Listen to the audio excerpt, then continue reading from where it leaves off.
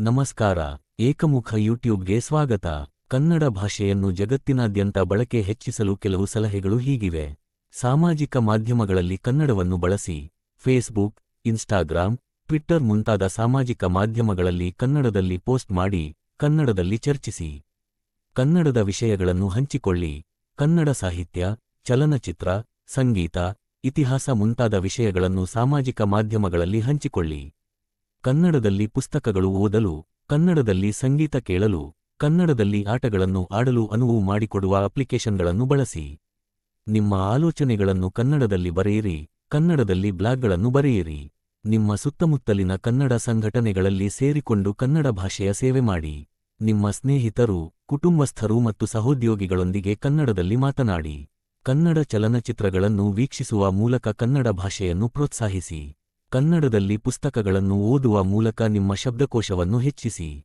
ಕನ್ನಡ ಮಾಧ್ಯಮ ಶಾಲೆಗಳಿಗೆ ಹೆಚ್ಚಿನ ಬೆಂಬಲ ನೀಡಿ. ನಿಮ್ಮ ಸುತ್ತಮುತ್ತಲಿರುವ ಪರದೇಶಿಗಳಿಗೆ ಪರಭಾಷಿಗರಿಗೆ ಕನ್ನಡವನ್ನು ಕಲಿಸಿ. ಸಾಧ್ಯವಾದಷ್ಟು ಸ್ಥಳೀಯರಿಗೆ ಮನೆ ಬಾಡಿಗೆ ಕೊಡಿ. ಹೊರಗಿನವರಿಗೆ ಕನ್ನಡ ಕಲಿಯುವ ಅನಿವಾರ್ಯತೆಯನ್ನು ಸೃಷ್ಟಿ ಮಾಡಿ.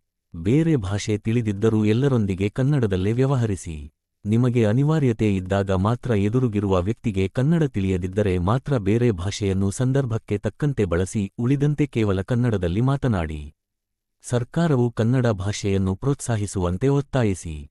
ಇದರ ಜೊತೆಗೆ, ನಾವು ಕನ್ನಡ ಭಾಷೆಯನ್ನು ಆಧುನಿಕ ತಂತ್ರಜ್ಞಾನದೊಂದಿಗೆ ಸಂಯೋಜಿಸಬೇಕು. ಉದಾಹರಣೆಗೆ, ಕನ್ನಡ ಭಾಷೆಯಲ್ಲಿ ವೆಬ್ಸೈಟ್ಗಳು ಮತ್ತು ಬ್ಲಾಗ್ಗಳನ್ನು ರಚಿಸಬಹುದು.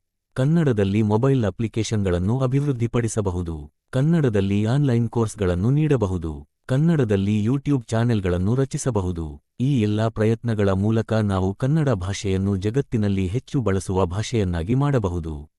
ನಾವು ಒಂದಾಗಿ ಕೆಲಸ ಮಾಡಿದರೆ ಕನ್ನಡ ಭಾಷೆ ಯಾವಾಗಲೂ ಹಸನಾಗುತ್ತದೆ. ಧನ್ಯವಾದಗಳು.